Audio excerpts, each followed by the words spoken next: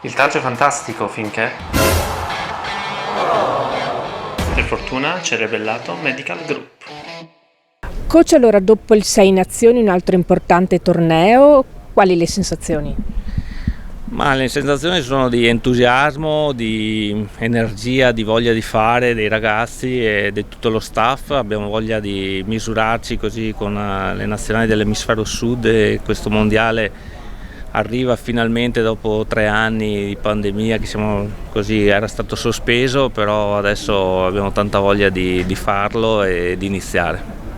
Dal punto di vista così fisico, come arrivano i ragazzi? Abbiamo fatto una buona preparazione, iniziato diciamo i primi di maggio, facevamo un raduno settimanale per tutto il mese, poi abbiamo fatto questa settimana intera la scorsa qui a Treviso contro l'Irlanda. È stato un ottimo test, credo che dal punto di vista fisico siamo pronti. Adesso l'ultima settimana è solo per affinare un po' i meccanismi, ma i ragazzi sono più che pronti. Dal punto di vista tecnico cosa si aspetta?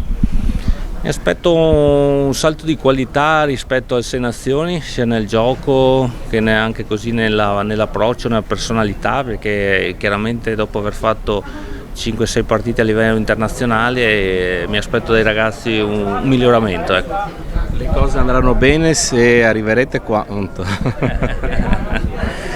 Le cose andranno bene se daremo il 100% in ogni partita e questa è la cosa più importante. Io sono sicuro che qualche risultato importante può arrivare se giochiamo come abbiamo fatto a Sei Nazioni e magari centrando qualche risultato così eclatante come è stato l'anno scorso con l'Inghilterra. La mischia sicuramente sarà importante. Importantissima, noi sappiamo che è un nostro punto di forza, sia la mischia chiusa, il drive, ma tutti gli 8 uomini. Così puntiamo anche, come dicevo prima, a fare un miglioramento anche nel gioco, di riuscire a essere un po' più incisivi anche in quelle fasi lì, perché sappiamo che se portiamo i nostri avanti, i nostri uomini di mischia vicino alla linea di meta, siamo una squadra cinica, riusciamo spesso a segnare e questo può essere importante.